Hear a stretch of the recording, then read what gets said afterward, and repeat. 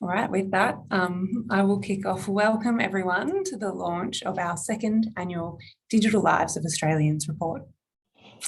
I'm Rebecca Papillo, auDA's Communications Manager. I would like to start by acknowledging the traditional custodians of the lands on which I'm coming to you from today, the original home of the Wurundjeri and the Bunurong peoples of the Kulin Nation. I would like to pay my respects to elders past and present.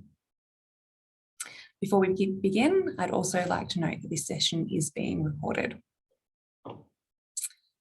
Last year, auDA released the inaugural Digital Lives of Australians research report.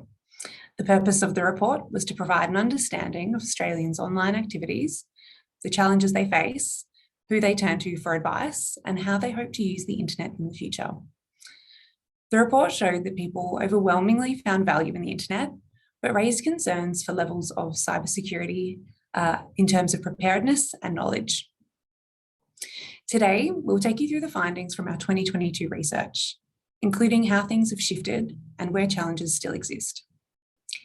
auDA's CEO, Rosemary Sinclair, will shortly introduce the report before handing over to Keith McGowan, Director of SEC Newgate Research, which is auDA's research partner. Keith will take us through the key findings from this year. We'll then move on to a panel discussion, and we're thrilled to be joined today by experts from a cross-section of Australia's digital community, with representatives from the Australian Cybersecurity Centre, the Commonwealth Bank, NBN Co, the Australian Communications Consumer Action Network, which you might know as ACAN, and Rosemary will introduce the individual panellists later in the proceedings. After the panel discussion, we've allocated time for questions, so please do take the opportunity to ask them via the Zoom Q&A tab. The 2022 report is also available on auDA's website, and a link will be posted in the chat. With that, over to you, Rosemary. Thanks, Rebecca, and welcome everybody. I'm really delighted to be launching this year's report. Let me start with the big picture about why we're interested. Our vision at auDA is to unlock positive social and economic value for Australians through an open, free, secure and global internet. And to do that, we want to provide policymakers, industry leaders, the business sector with insights to help enhance the security, integrity, and usefulness of the internet for Australians. And to that end, it's once again a great pleasure to launch the 2022 Digital Lives of Australians report as the last in our series of webinar program activities for 2022. I hope today's report will highlight both the online challenges, but also very importantly, the opportunities that Australians see for themselves in operating online. Last year's report, I know, fueled many interesting discussions, and I think this one is going to as well. We conducted the research knowing that much is happening in the digital world and very rapidly. The report shows that Australians are acutely aware of the criticality of the internet and the value that it contributes to their lives. 98% of consumers say the internet adds value. 84% of small business say that their business would struggle to survive without the internet. But unfortunately, not all the news is good news. With the rapid rise in technologies and the ways they are integrated into everyday life, so too the rise of the challenges keeping users secure online. In the time between the conclusion of the research survey and now, we've seen two prominent cyber attacks result in personal information of millions of Australians ending up in the hands of criminals. This is while hundreds of attacks each day go on without the attention of the media. Earlier this month, the Australian Cybersecurity Centre published updated annual data showing a cyber attack is reported every 7 minutes. This has increased from 8 minutes last year and 10 minutes the year before that. You don't really need a crystal ball to see that this rate will continue to climb before things get better. While it will need leadership from the top levels of government and industry, we also need to empower individuals and small businesses with knowledge and tools to protect themselves. Like all things, we're only as strong as our weakest link. And once again, our research has shown a lack of knowledge and skills are leaving us vulnerable. Keith McGowan from auDA's research partner, SEC Newgate Research, will shortly take you through the findings more extensively. However, the report shows an alarming low level of investment, and we will explore that during our discussions.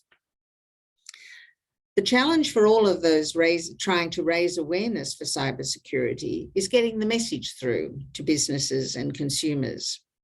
Hopefully, a silver lining of recent high-profile attacks will see greater attention being paid by everyone. On a more positive note, the report showed that Australians still have an optimistic view of the future of the internet. There exists an attitude of excitement towards the opportunities of bridging skills gaps, particularly by Australians who identified as coming from culturally and linguistically diverse backgrounds. Small businesses were also positive about embracing emerging technologies, which can hopefully continue to be fostered by providing the tools and resources to do so securely. Let me now introduce Keith McGowan, Director of SEC Newgate Research, to take you through more detail of today's report. Keith has over 15 years' experience as a social research practitioner in Australia and the UK. His team has, for the second year in a row, conducted this research, and once again, we are impressed with the insights. If you have any questions as you're listening to Keith, please pop them in the Zoom Q&A tab, and we'll put them to Keith and the other panelists later in the proceedings. Keith, thank you for joining us, and over to you. Thank you, Rosemary, and the team at auDA.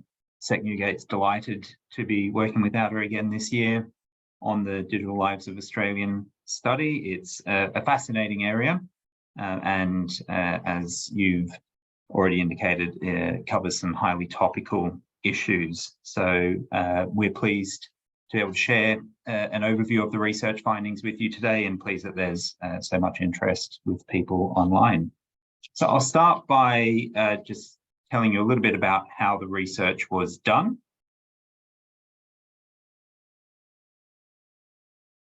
So it was a very comprehensive study. We used a mix of qualitative and quantitative research methods across 2 stages of research.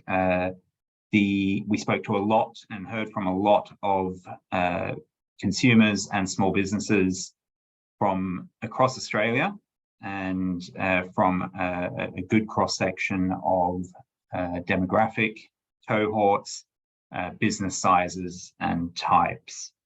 The sample, you can see some of the numbers on screen of who we spoke to, is very robust and representative of the broader population. And I will just reiterate the point that Rosemary made, that the data collection wrapped up in early September, just a few weeks prior to the 2 prominent cyber attacks that we're all aware of.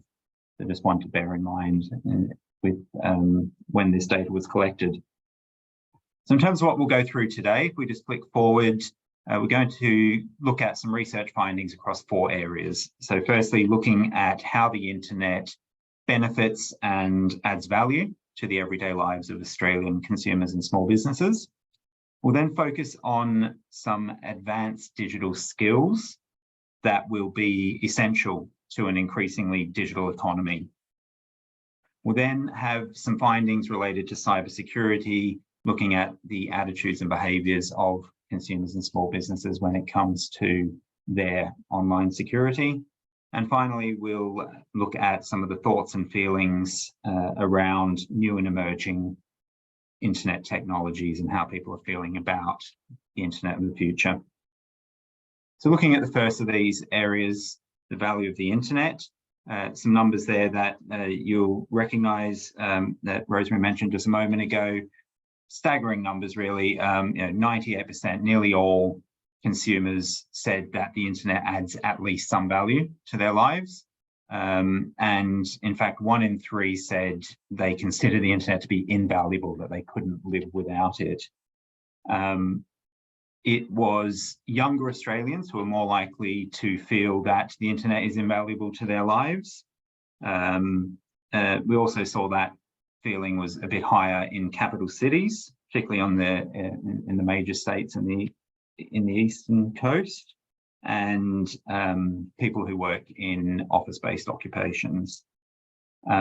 And indeed, 61%, 3 in 5 working Australians rely on the internet to do their jobs, say they wouldn't be able to perform their job without the internet. It's really fundamental to the lives of many working Australians. And we see that reflected with some of the numbers for small businesses. 84% of small businesses said that they would struggle to operate without the internet, that they'd be worse off. That's in line with what we saw last year. It was 86% last year. So, the vast majority of small businesses reporting that the internet's really fundamental to their business. We do see that sole traders are a bit less dependent on the internet than employing businesses, but it is still a majority of sole traders, 76%, who depend on the internet to work. So what is the value that the internet provides? When we ask people in a qualitative setting, they say that it is the social connection that is really valuable to them, the ability to communicate with others, to keep in touch using internet technologies. But when we prompt them around a range of benefits, what we actually see is there are some more functional benefits that come through as having the greatest positive impact. So the chart there with the blue bars has some benefits of the internet ranked from highest to lowest in terms of the highest proportion of consumers saying they get a positive benefit in that way. And I'll just read out the top 3, which may not, the font might be a bit small, but it's the ability to access goods and services online, the ability to learn new things about the world and life in general, and the ability to access government services are the 3 benefits that really come through most broadly. And that, again, that's in line with 2021, where we did see a slight shift this year, a bit further down, about halfway down. 52% of people this year said the internet has a positive benefit on their relationships with family. And that's down slightly from last year when it was up at 57%, and makes sense in the context that last year's research was done when some parts of the country were still under COVID restrictions and therefore were more dependent on the internet for maintaining those family connections. For small businesses, they really depend on the internet for two main benefits. The first is interaction with customers online, and the other is the ability to work remotely, including working from home or working for oneself from any location. Those 2 really stand out as the highest benefits, but there are a range of additional benefits, as you can see on the chart there, particularly around promotion of the business online as well. There's a longer tail to that chart, which we haven't shown here, but it's in the report. And there are some further benefits, particularly around things that, tools that businesses can use, online tools that would offer efficiencies in their business operations. But what we see currently is only a small proportion of businesses report that they're seeing those benefits, that they're using those tools. But those that do told us that they feel that their use of those things gives them a competitive advantage over other businesses. So important to note that there's a lot of opportunity with small businesses to embrace some of those other opportunities that the internet provides. Moving on, looking at consumers, the data really clearly shows how important the internet is for Australia's skilled migrants. We've looked at a group of culturally and linguistically diverse consumers, so those who were born overseas and speak a language other than English that have moved to Australia.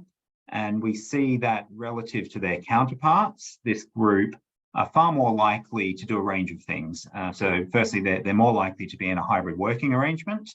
They're more likely to say that they would be unable to do their job without the internet. They're more likely to use the internet in a couple of ways that indicate their communication with other people via video calls and instant messaging apps. So they're more likely to do those things and are also more confident in using those things. And overall more likely to consider the internet very important in their lives. Now moving on to look at digital skills, and a really key finding in the report this year is what we've called a potential skills gap with some emerging advanced digital skills where small businesses, more small businesses relative to consumers are saying these skills are important to them, or than there are people to do these jobs. So the green line on the chart there shows the proportion of small businesses that either currently have the capability to do these things or see these skills as things that will be important to their business in the future. And the blue line below shows the same proportion for consumers. So they can either do it currently or they're interested in developing these skills. And that's why we say there's a real gap you can see depicted in the graph there. And the yellow highlights indicate the areas or the skills where the gap is biggest. And they are website development, data visualization, search engine optimization or SEO, customer relationship management, CRM, and building a social media influencer presence as well. And what's important to note as well, the blue line there is the aggregate of consumers saying either they can do this currently or it's something they're interested in. Most of it is actually interest. When we look at just current capability, the numbers are very low. Indeed, it's single digits, below 10% across most of those skills. The two that have the highest capability currently are using cloud-based storage systems and using online collaboration tools such as SharePoint. So a lot of room to be made up in upskilling workers and consumers that can fulfill the needs that businesses will have in the future with these digital skills. Who's going to do these jobs? If we look at the next page, we see a few groups express highest interest in these areas, particularly younger Australians, which stands to reason when you think those of working age, but it's particularly those who are earlier in their work lives, 18 to 34-year-olds, who express the greatest interest across many of these digital skills.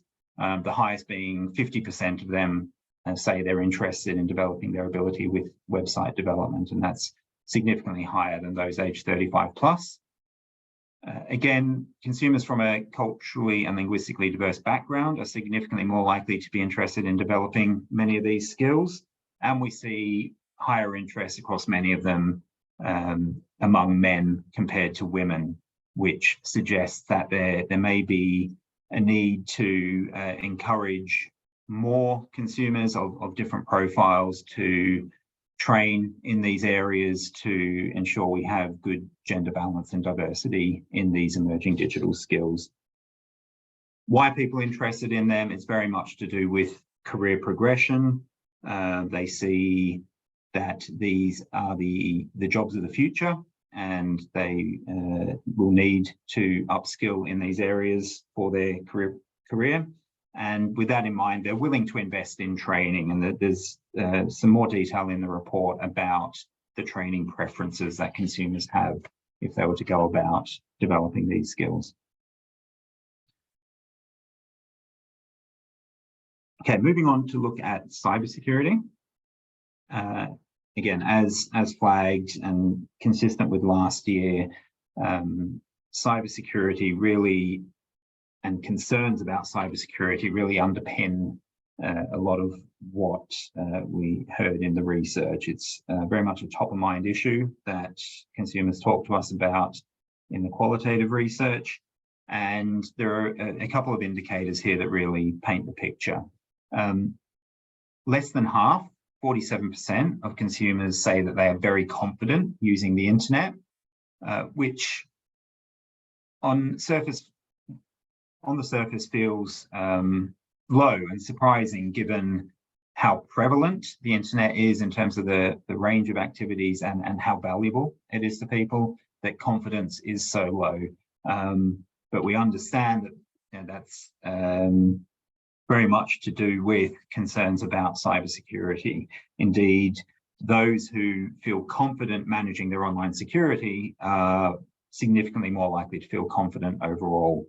Consumers' main concerns when it comes to online security, it's about loss of personal data and the security of their personal information, or financial loss.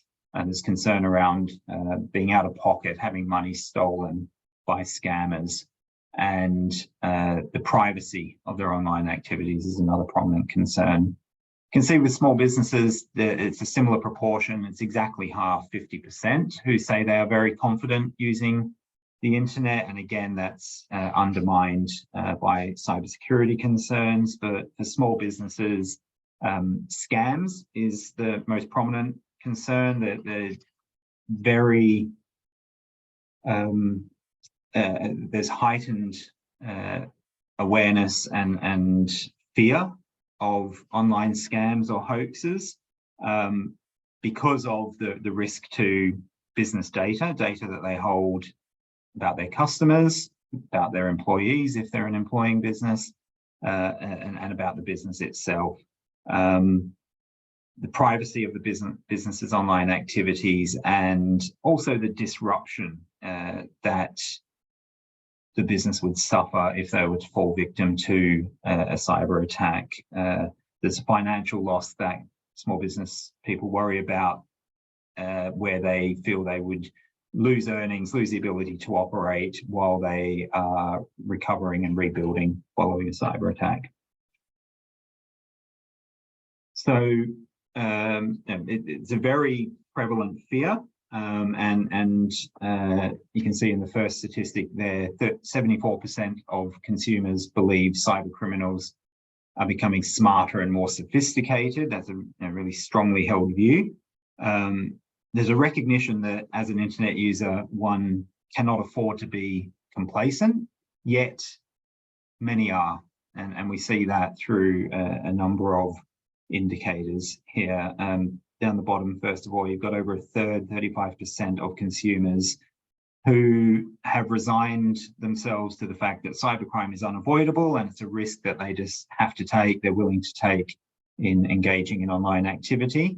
And 1 in 5, while it's low, it's still 1 in 5 people's not insignificant who feel that they don't need to worry about cybercrime because they don't have much to lose. And we feel from speaking to people that part of that is a lack of awareness or understanding of what could happen, what risks there are if they were to fall victim to some of these cybercrimes. With small businesses, we see just over half, 56%, reported spending less than $1,000 per year on cybersecurity, and only 13% of businesses indicated that they plan to increase their cybersecurity expenditure in the next year. So we see that real lack of investment, if you like, in building up online security.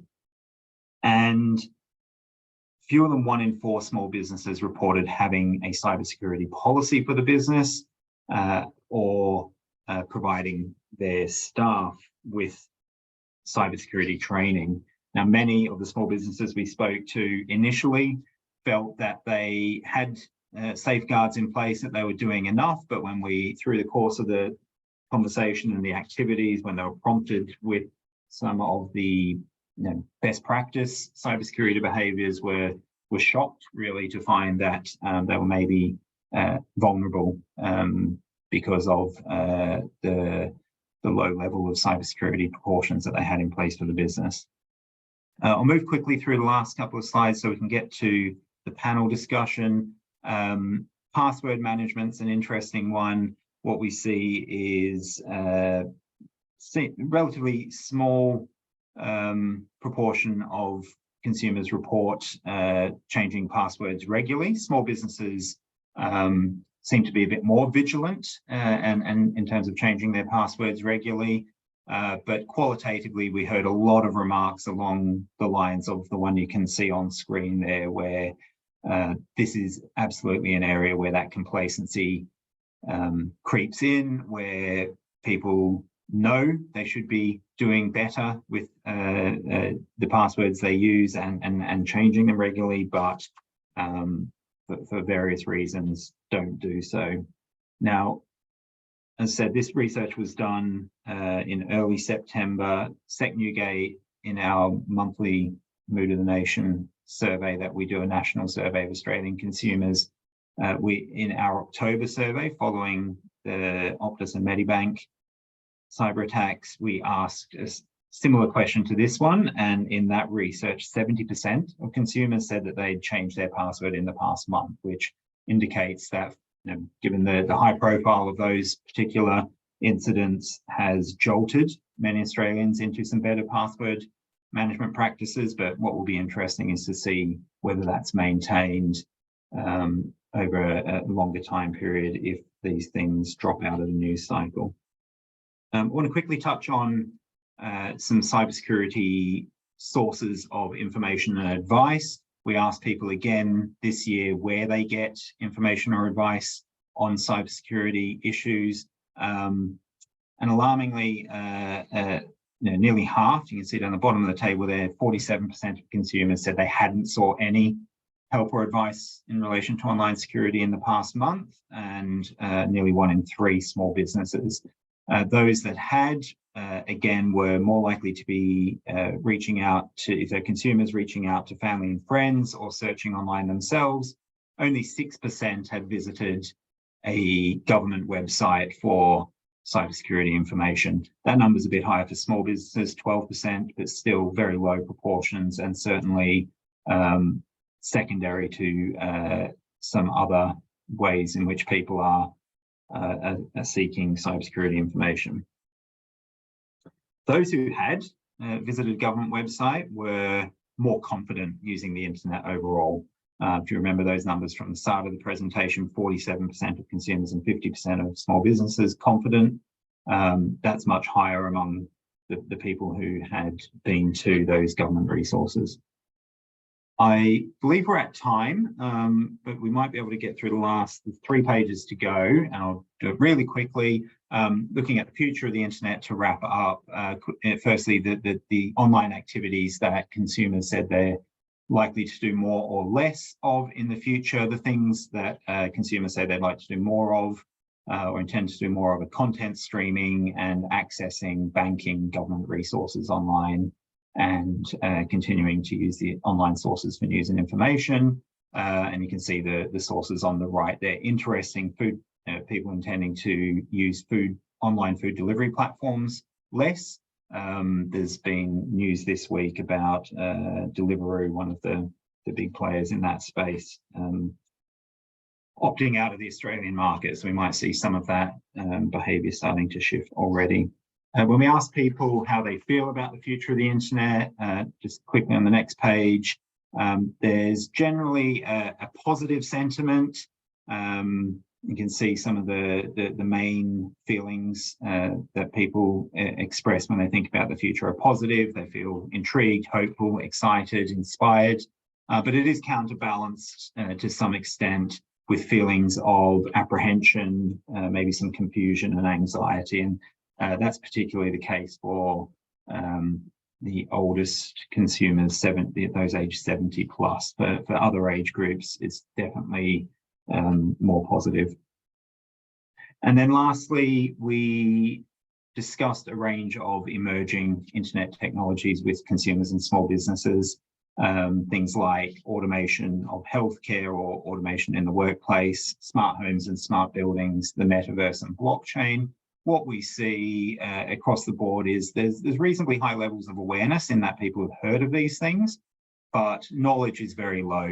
The second row of each table there, you can see we've got single-digit proportions of people and small businesses reporting that they know a lot about these technologies. So there's certainly more education and learning needed about these things.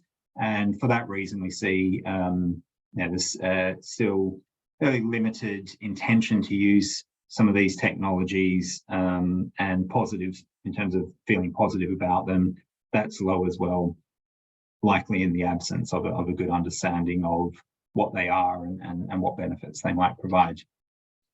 So I'm just going to put up one last quote to finish on. Thought this was a nice quote that really underlines how the intrinsic value of the internet to everyday lives.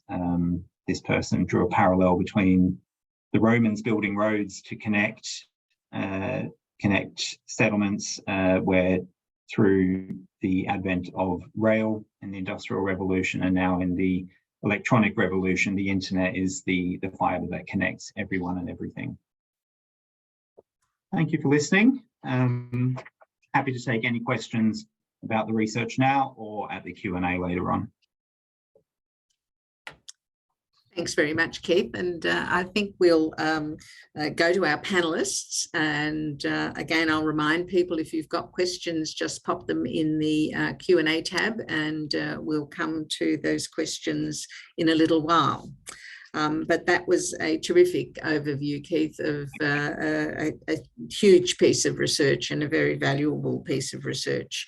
We've put the link to the full report in the chat, and the research is also available on auDA's website.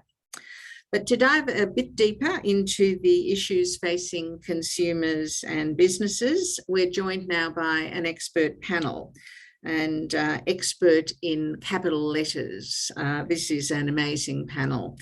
Firstly, Andrew Williams, who is the CEO of the Australian Communications Consumer Network, or affectionately ACAN. Andrew's day job is representing the interests of consumers and small businesses across the very broad range of communications and internet issues.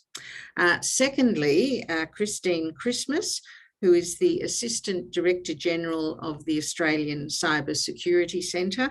I don't know how many times a day, Christine, I say ACSC, but often, I can assure you.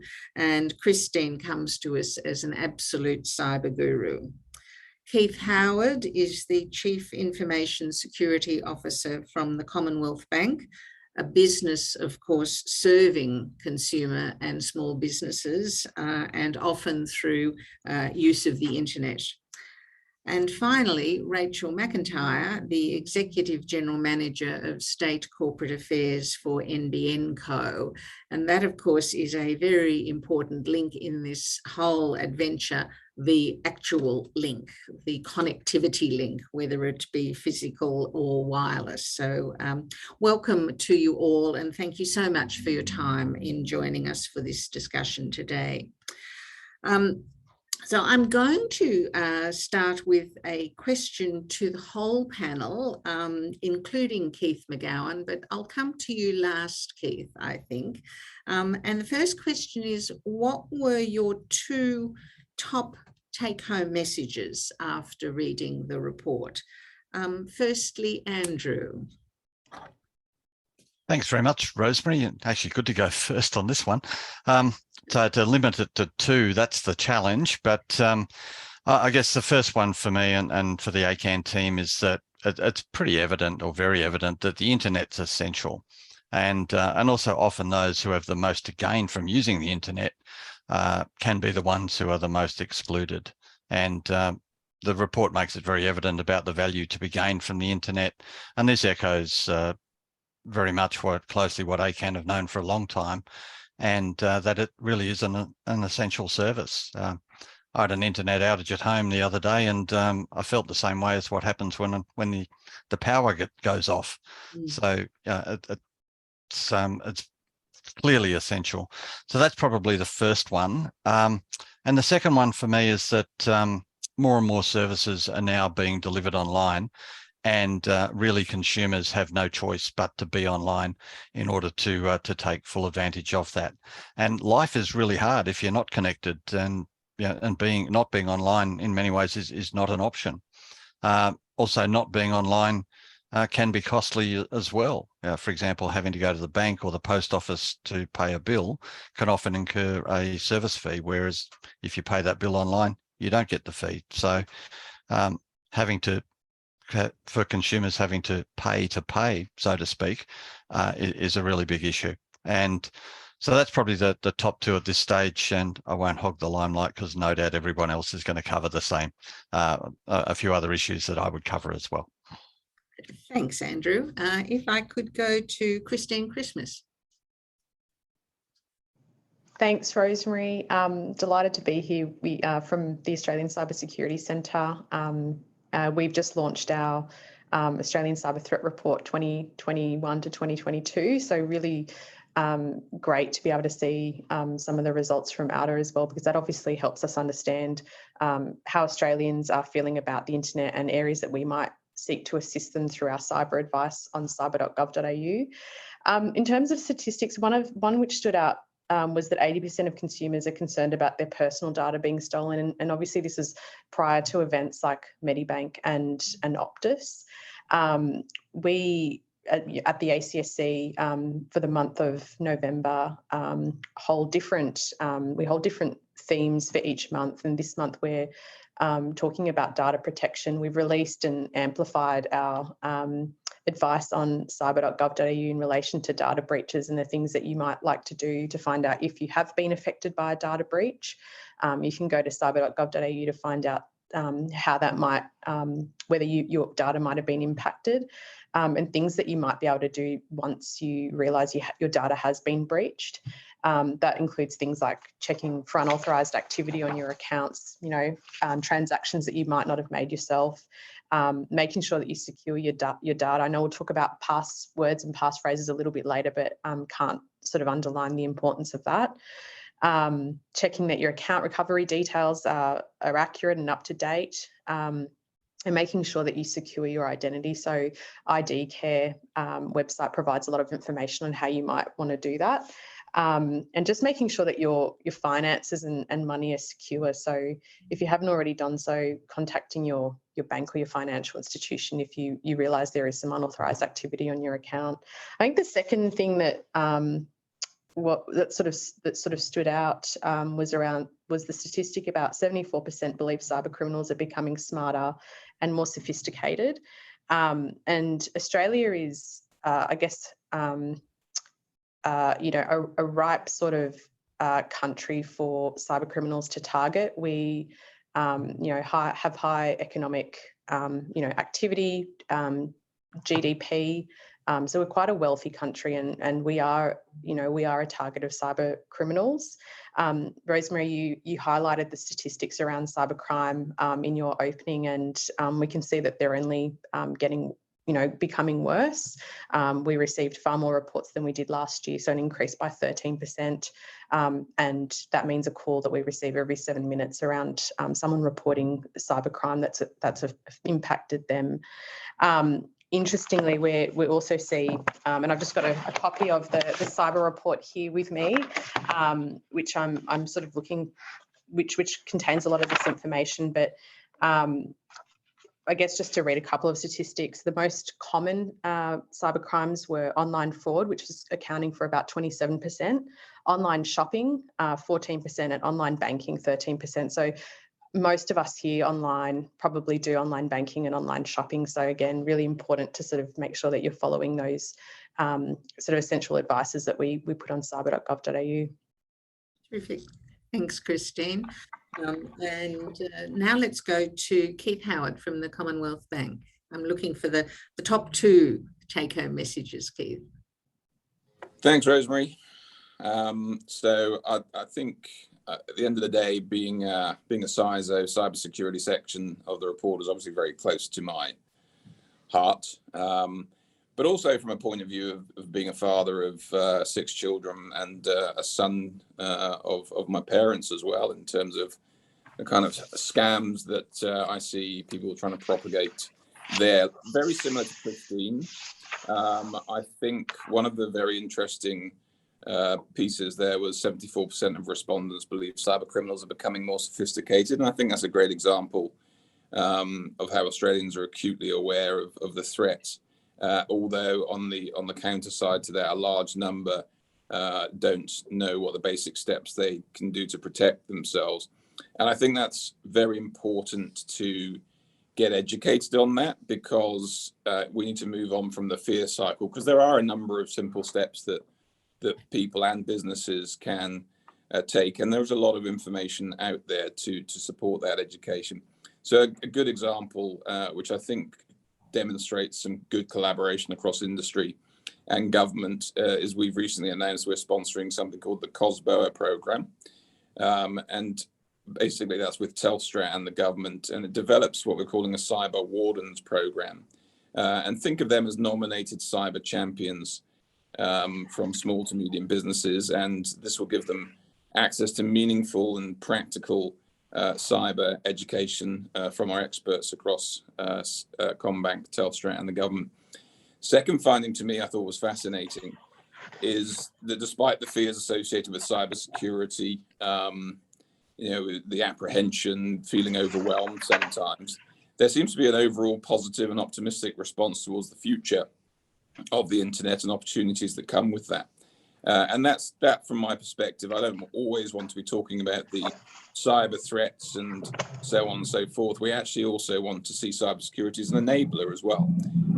It shouldn't be a blocker. The goal isn't to slow down emerging technologies or opportunities, but rather to find safer ways for our people to leverage it. So that's where I'll leave it. Terrific. Thanks very much, Keith. And Rachel from NB & Co. Thank you, Rosemary, and thank you for the opportunity to be part of today's panel. As the wholesale provider of Australia's digital backbone, personally, it was terrific to see that 98% of Australians believe the internet delivers value to their lives. I think what we all need to do, though, is acknowledge that there's plenty more that we need to do together to really ensure we really enable the full value of the internet. I think for me, the two that that most stood out to me, take-home messages, would be firstly that there is still more work we need to do with business to give them the skills and confidence that they need to really fully invest in digital technology to drive business growth for their own businesses. And secondly, which I find really encouraging, is that there is enthusiasm amongst older Australians to learn new skills. These findings really broadly align with two of the key pillars that my team and across the NBN enterprise that we work on. And that's firstly with regard to business. We engage with organisations right across the spectrum, from national groups like auDA and Australian Chamber of Commerce and Industry, but importantly also that we work with grassroots organisations such as local chambers and organisations that work with and support small to medium businesses.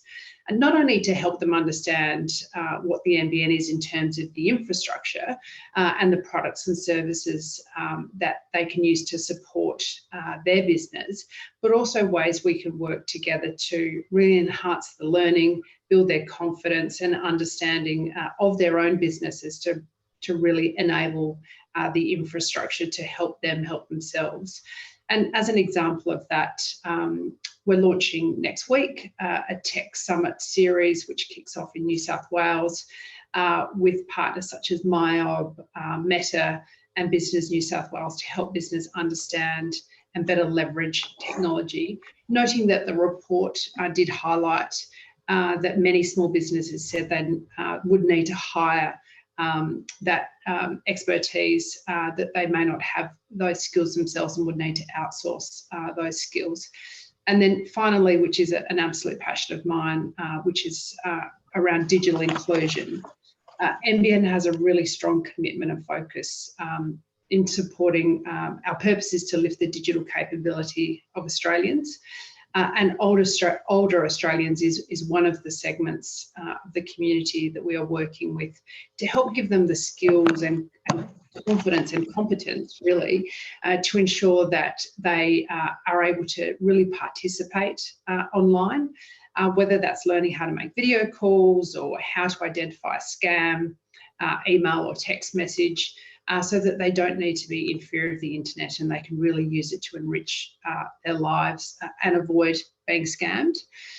Again, we work with peak bodies such as ACAN and others and provide resources online to really help them understand what they can do and how to improve their skills. But I think, as this panel shows, it takes all of us to really bring and engage across community and with businesses and government as well, to really bring these programs and initiatives to their fullest potential.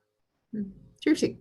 Thanks, Rachel. And lastly, Keith McGowan, having heard all of that, Keith, and having conducted this piece of research and a lot of other research, what would be your two top takeaways? Yeah, no, interesting listening to some of those reflections, and great to hear that it's really piqued interest in different areas. For me, it's probably a couple of opportunities that are highlighted from the research that stand out. The one of those is the underutilization of the fantastic resources that are currently available through cyber.gov and other sources. During the qualitative research, one of the activities we tasked people with was to go and find some information. We didn't tell them where to go, and information about online security that they found useful. And a couple landed on cyber.gov and were really full of praise when they reported back on the richness of the content, how easy it was to understand and to follow, and how useful they found it, and some of the changes that they could implement straight away themselves, having been exposed to it. So it's a big opportunity to engage more people with content and advice that already exists. And I think for me, the other really interesting one was the emerging digital skills and that skills gap that we've called it.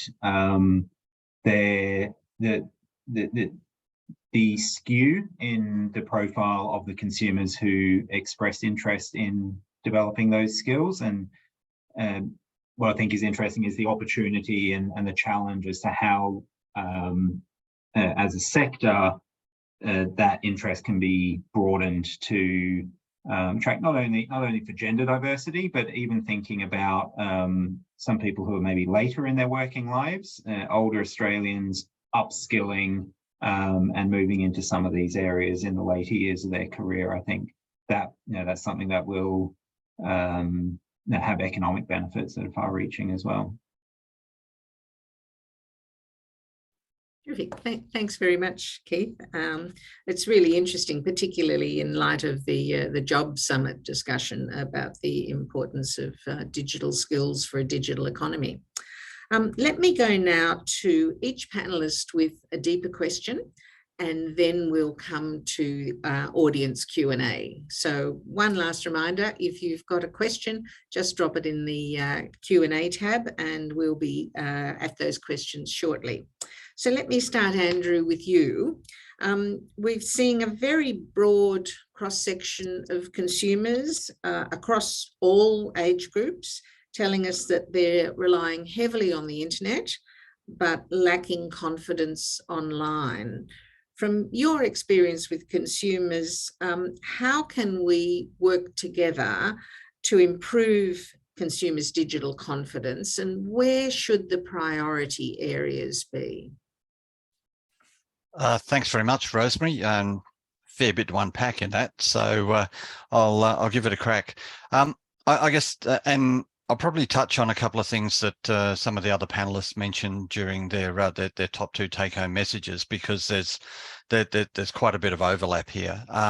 One thing also wanted to just lead with is that obviously this is a report about consumers who are online and their experience with the internet. We shouldn't lose sight of the fact that there's actually a lot of Australians who aren't online, and part of it is helping them get online, and that's touching on, I think, something Rachel's very passionate about as well, and we've had a number of conversations around this. So notwithstanding the fact that there's still a lot of Australians who aren't online, for those who are online, and the way that there's a number of things that we need to do to improve their confidence. And in many ways, confidence is a product of knowledge. And just touching on, I think, what Keith was just saying, a first step is really consumer education and increasing awareness through education. There's a myriad of programs that are freely available for consumers. Ironically, a lot of these are online, so it doesn't really help those who aren't online, but that's another issue. But consumers may not always be aware of their existence. So there's a lot of education and awareness raising that I think is needed. Many of these programs are a mix. Some are run by the big technology companies. There's things like Grow with Google, there's Microsoft Learn, there's Skill Finder, but also there's a number of really good community-based programs. Be Connected, that's run by through Good Things Foundation, for example. There's Indigimob, which is improving digital inclusion in remote Indigenous communities in the Territory.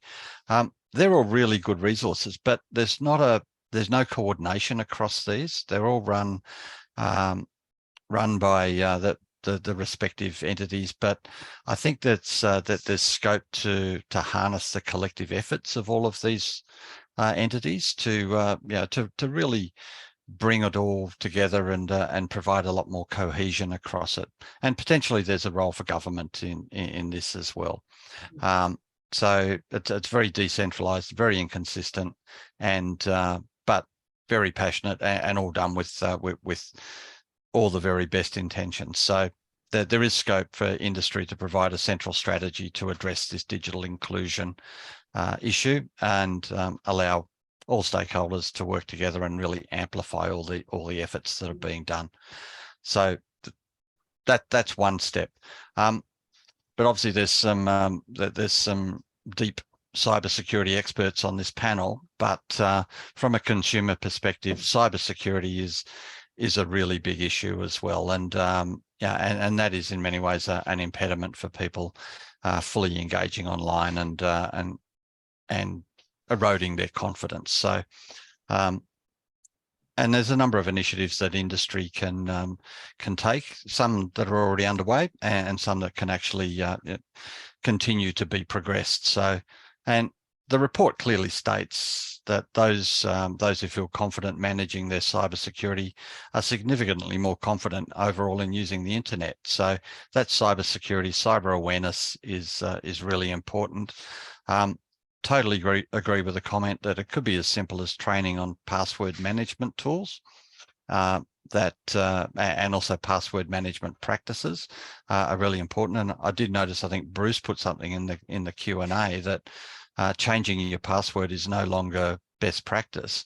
It's actually using stronger passwords, using a password manager, and not having the same password across multiple different platforms or different sites. And I suspect the majority of people are guilty of doing that. So, and I would be the first to put my hand up to say that we are, I'm not fully blameless here either.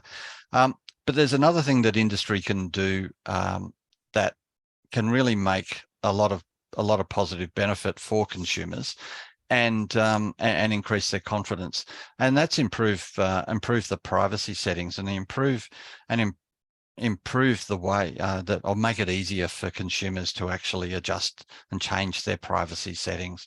And that goes a long way, obviously, to ideally stopping, but it's certainly in the short term, minimising the impact of scams. So from ACAN's perspective, we get a lot of feedback from consumers that they struggle to do things such as change their privacy settings on the digital platforms. And we know that when they find it difficult, they're less likely to do so. So we can take practical steps to make it easier for consumers to navigate these settings, and that will ultimately give them more confidence. And many consumers probably don't even think about the privacy settings. And one of the things could be that it is too difficult. B, there may be not as much consumer awareness, which is something that that all of us can take on board. And the other one, and others will touch on it in more detail than me, take more action to reduce scams.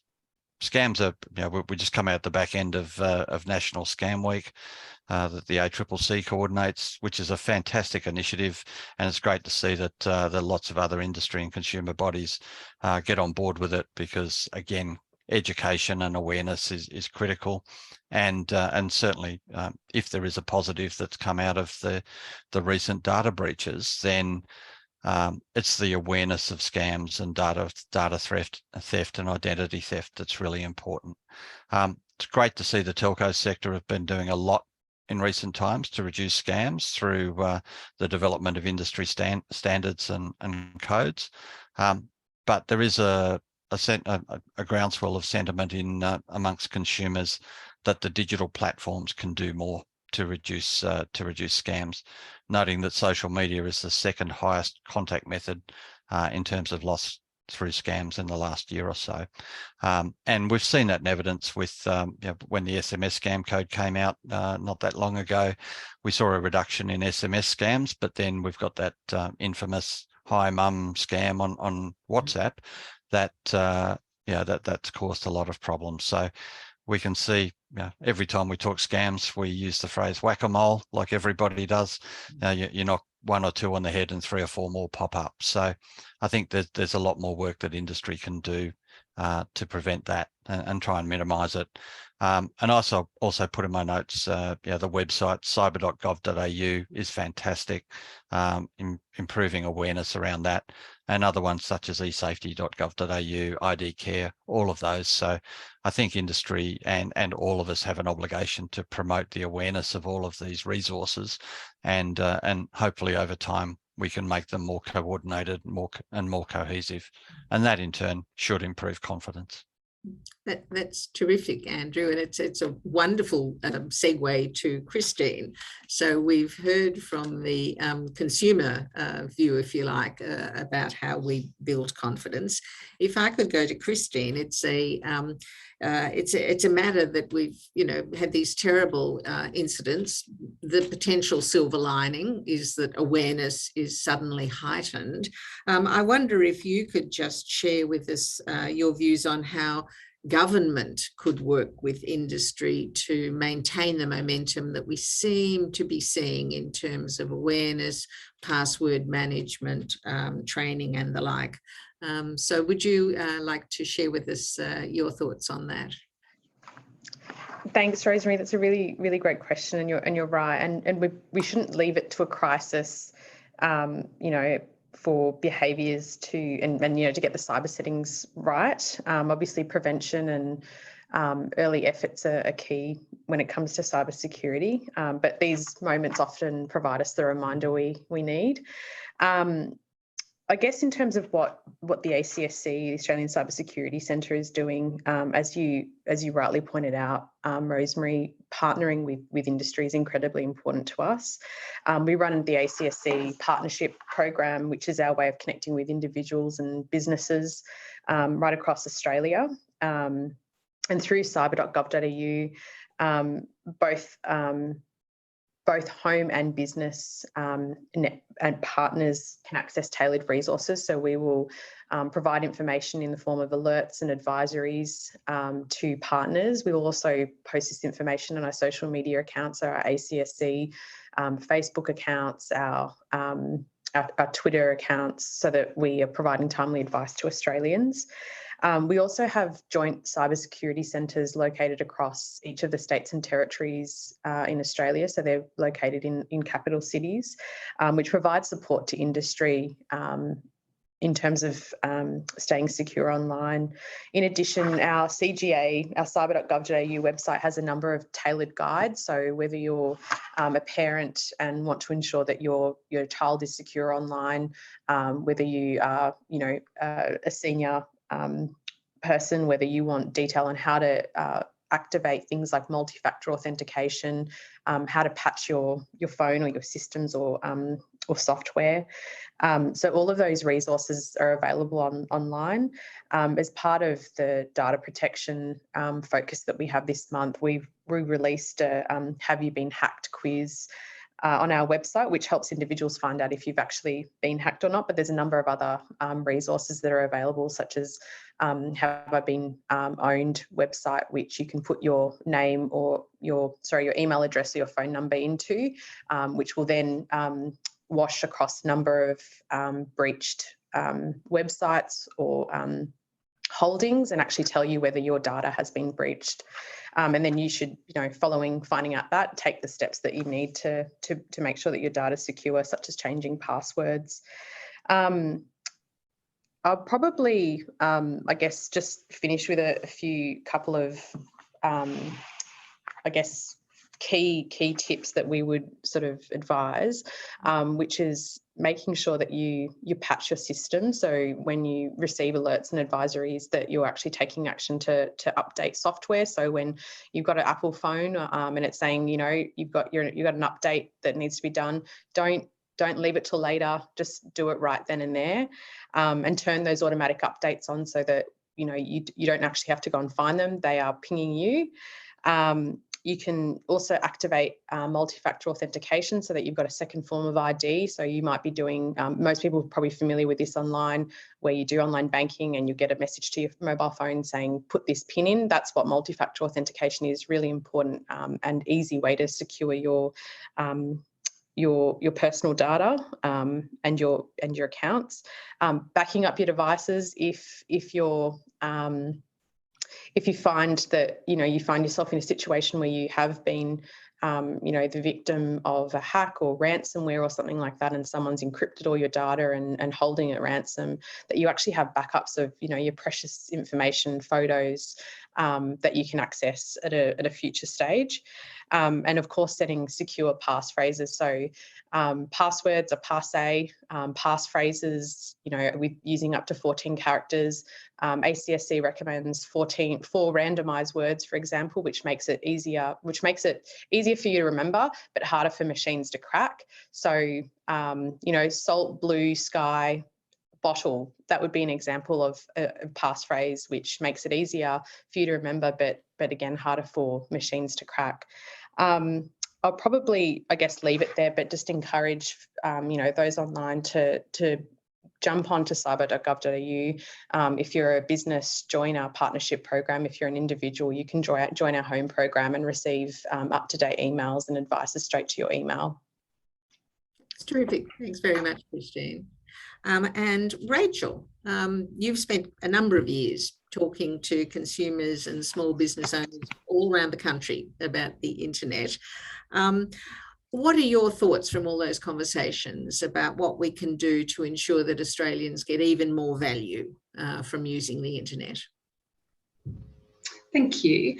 Look, I think there's a number of ways that we do this at NBN, and ultimately the first has been what we've been doing for the last 10 years as we've rolled out the NBN network, and that's been around increasing the physical access to the infrastructure, rolling out the network to enable high speed broadband, regardless of where people live. We're an enormous country, and NBN has rolled out access to 100% of Australians, both consumers and also businesses.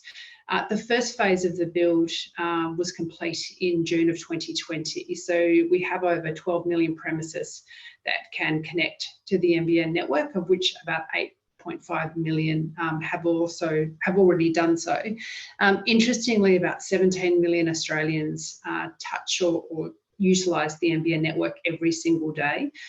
So absolutely, it is that essential service. And part of that, as I mentioned, the initial rollout is complete. We continue to extend fibre further into our network.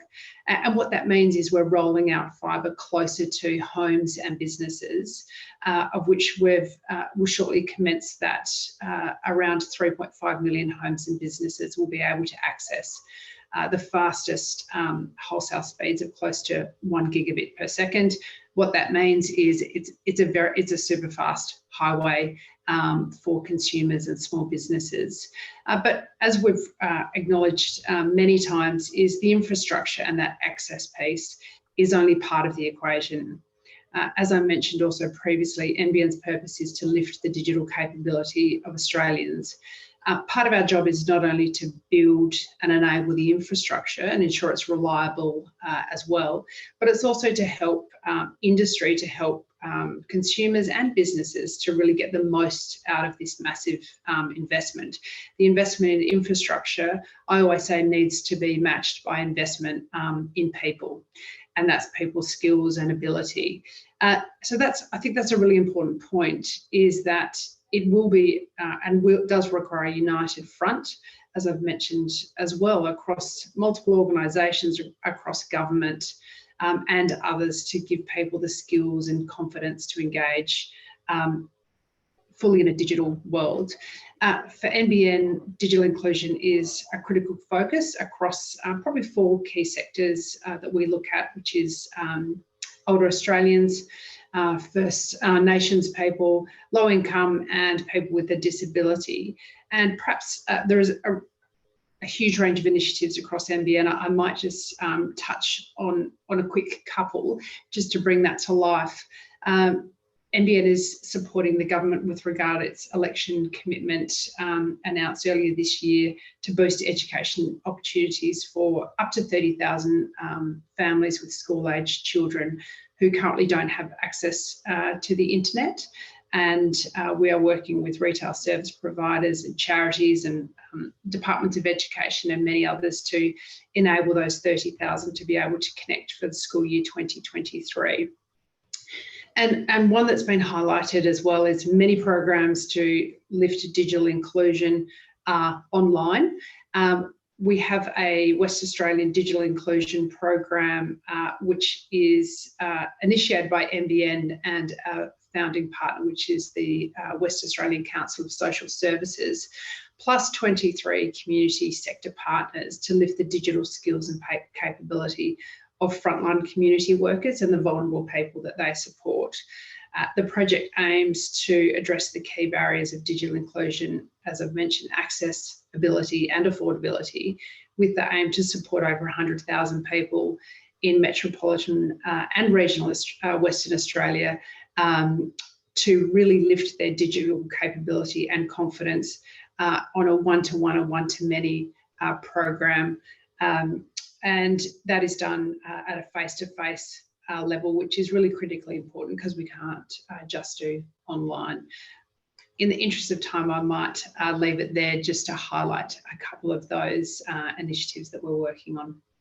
That's terrific, Rachel, and it really fits into the balance which Keith Howard, and I'll come to you in just a second, Keith, but I thought your balance between the obstacles and the opportunities was really a really great capturing of what we need to do. We need to deal with the obstacles, but at the same time, we need to be providing and building on the opportunities. So thank you for that, Rachel. Keith, I wondered if we could shift our focus now to small business. The research report has shown us that less than half of small businesses are spending less than $1,000 a year on cybersecurity, 17% spending nothing at all, and only 1 in 5 small businesses have a cybersecurity policy. We know, of course, for small businesses that they've got a lot of competing priorities, but I wonder if you could share some thoughts from your perspective on how we can work with small business to encourage them to do more in the cybersecurity area. Thanks, Rosemary. Absolutely. The first thing I'd say is probably good news, in the sense that there is a bunch of things that you can do pretty much for free. Simple steps that will make you far more secure. And I think Christine covered those well earlier on, and I'll just highlight a couple myself, but I'll come back to that in a minute. I go back to, and a point that's been made elsewhere, I think, is that ultimately knowledge is power. And there is a lot of knowledge available and out there for free as well, in terms of simple steps you can take to secure yourself. I think that the challenge is that people kind of get blocked a bit by fear on cyber, and that's understandable if you've seen the current events and the awareness that that's creating, which is, positive in the sense that there is all this awareness now, but it also generates obviously a lot of fear. And there's some reason, I can understand that, in the sense that, it's important that small to medium business owners do understand that these things are out there and that the threat is real. And if one of your email accounts, for example, does get popped, the challenge with that is it then gives the attacker further information, and they can start to move, within your small to medium enterprise, but also up or down the supply chain as well. So it's important to make sure that we're taking the kind of simple steps, and really demystifying cyber unblocks, the action, because otherwise, if we just fear it, I think we get blocked by that. We don't know what to do, what the kind of simple steps are. So I think the access that, or some of the things that Christine went through, for example, earlier on, are really, really good. So when we're out supporting our small businesses with our own cyber outreach team, we found the cyber.gov.au's Essential 8 really fundamentally good as an explanatory kind of piece around the threat, but also what you can do about it.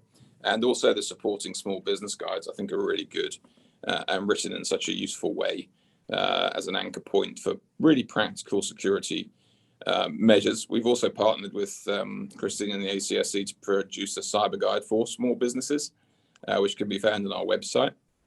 And we also have a dedicated securing your business support page on the CommBank website as well. So there is a lot of information out there. Now, the challenge with lots of information, I suppose, is making sure that you wade through to the really kind of, what are the key things you can do that actually don't cost money, or not much money, to actually secure your enterprise.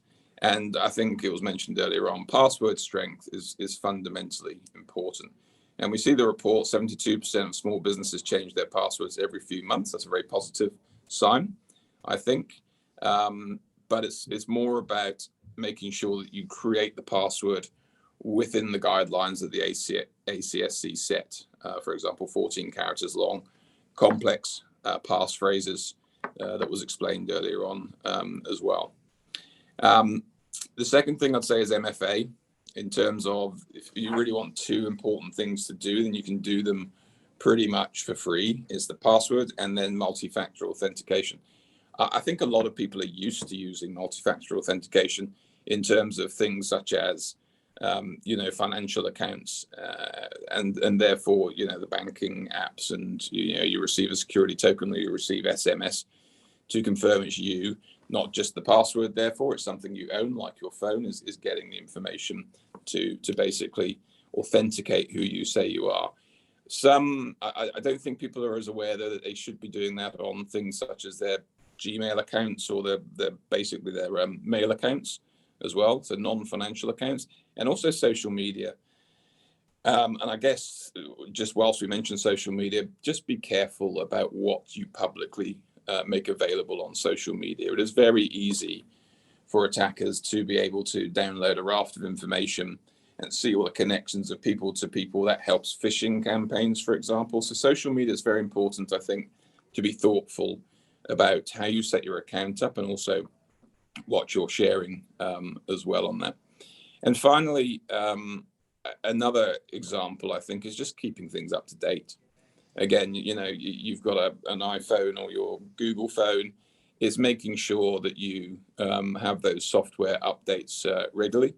to make sure that you're not opening up any vulnerabilities. Avoid malware on your devices by ensuring you only download apps from the official apps store for those phones, for example. And the last one I'll say is just, for your data, which is so fundamentally important for the privacy of your customers, but also running your business, make sure that you have portable hardware devices, for example. And yes, that will cost some money, but not a huge amount. And you've got backups in place for all of your important data off the network. So yes, the $1,000 mentioned, I kind of get that, but there's also so much you can do and so much information out there that can help keep you safe, and pretty rapidly as well in terms of setting those up. Terrific. Thanks, Keith. That's very practical and useful. That brings us to the end of the panel discussion.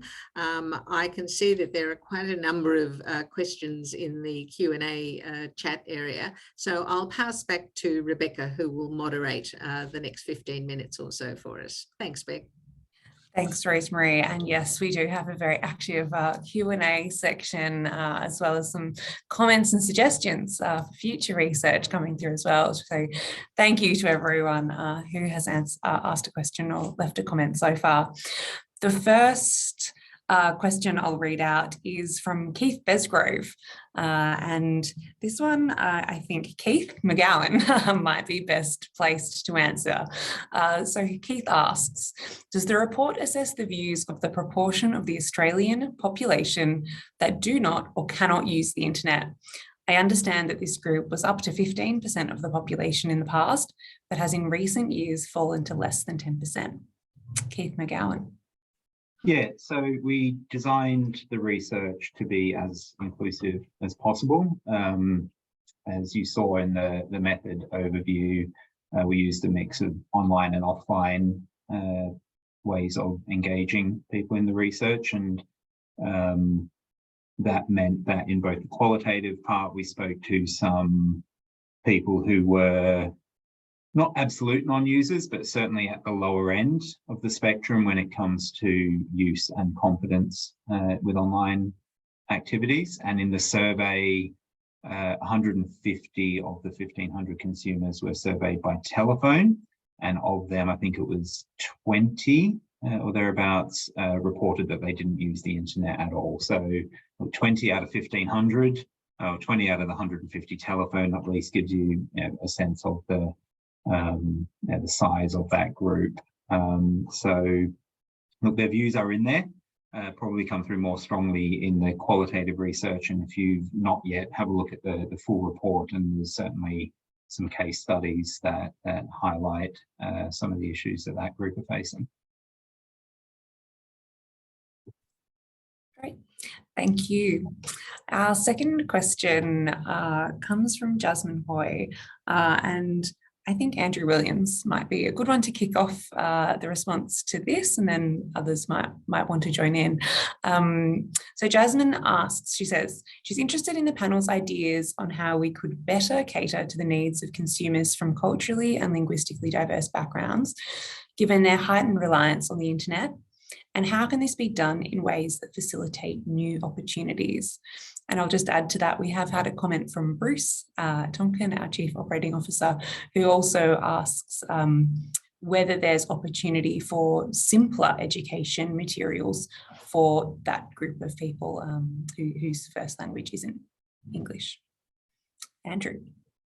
Yeah, thanks, Beck, and good question. And I know that that in the report it does touch quite extensively on people from culturally and linguistically diverse communities, and I guess there's a number of ways that we can encourage their engagement. One of the things that came out for me in the report was that a lot of people from these communities use these online resources in a number of ways. One is to obviously connect with their and communicate with their with family and friends overseas. So that's one area. But another area that really stood out for me was that a lot of them use them for to develop their their career skills, and also look to improve their monetisation skills. So they're obviously looking to develop some really good skills so that they can earn a living in Australia and also make a strong contribution. So a number of ways that we would look at doing it, and we work quite extensively with these communities as well. Make the resources reasonably available or easily available online, and also make some offline resources available as possible. Need to be made affordable. And many of the resources, as we've already discussed, are affordable because most of them are free and available online, and also accessible. And accessibility comes in a number of different guises, making them flexible courses so that they can be accessed when needed, but also for people with disability, making them available in various different forms. They need to be compliant with the latest accessibility standards. And we've got some consumer education resources that we've got online that are written in easy English to make it more readily understandable. Also in multilingual formats as well. We've got some resources on our website for consumer education that I think are in 14 or 15 different languages. And let's not forget that there's quite a wide range of Indigenous dialects as well that we need to continue to focus on. And in that, I also think that there's scope to incentivise the education sectors to incorporate a lot of this into their courses.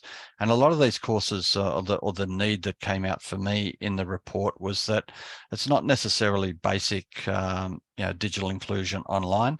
They're looking for some of the more in-depth courses, ICT design courses, for example, and I think that there's a lot of scope in the education sectors, particularly the vet sector, whether that's through the TAFE system or even private RTO system. I think there's a lot of scope for that. And I think we've touched on cybersecurity quite extensively, but we also, in my opinion, we need to allay the cybersecurity fears so that we can mitigate any potential impediments for wanting people from these communities to embrace the engagement. Fantastic. Thank you, Andrew. I'm sure there's a few other panelists who potentially have some thoughts on that as well. But in the interests of time and getting through a few more of our audience questions, I will jump to our next question. This question hasn't left their name, but they are interested in a little bit more information about the digital skills gap. So another one for Keith McGowan. Do the wider gaps between small business and consumer on the graph represent problems because the consumers aren't ready to take advantage of the services being offered by the small business? Also, how do we conclude from the graph that there is a shortfall in skilled staff that prevents small businesses from fully realising online opportunities? Thank you. Yeah, thanks for the question. I think we've been careful with the language to say it indicates potential skills gap. These are proportions of businesses and proportions of consumers, but what it shows is a gap, at least in the level of interest in these particular areas, where small businesses seem to, or a higher proportion of small businesses expressing interest in developing these capabilities compared to interest among the consumer population. So we know that in some of these skills, small business owners and operators will look to upskill themselves. Others will look to hire people with those skills. So it's about having that pool of people available that can provide those services to businesses where they are looking to hire someone with those skills. And I think what the analysis shows is really there are where the priority areas are for training and building up that pool of skilled consumers. Fabulous. Thanks, Keith. So I think this may have to be our last question before we wrap up. It's from Colleen Andretsky, and it's about cybersecurity. So I might throw to Christine first, but Keith Howard, please feel free to jump in on the back if there's anything you'd like to add. Colleen asks, I'm of the understanding that if we have our SharePoint files on a hard drive backup, but if our SharePoint is hacked and they change the encryption key, we won't be able to access the files on an external hard drive either. Is this correct? What can we do to back up our files? Hi, Beck. Yeah, look, that's a really great practical question. I'll probably provide, I guess, some more generalised advice. And happy to, sort of take it offline and come back to you with a bit more of a technical answer. I guess I'd, sort of refer back to some of the things that I mentioned about prevention of these things. And obviously, backups really important. Things like passwords and using passphrases are really important. So we know that cyber actors are really interested in how we connect with each other, how we communicate with each other. They're interested in us from a financial perspective. So there's lots of opportunities, not just from a financial perspective, but from just understanding how, an organisation might work and using that information further down the line, things like research and development, etc. So I think really good question in terms of, protecting information, not just financial.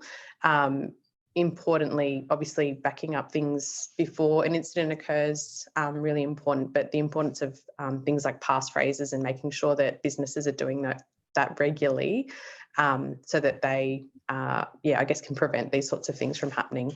I won't probably go into the technical answer right now because, to be honest, I don't know the answer, but I'm happy to come back later on and send you a question, the answer back.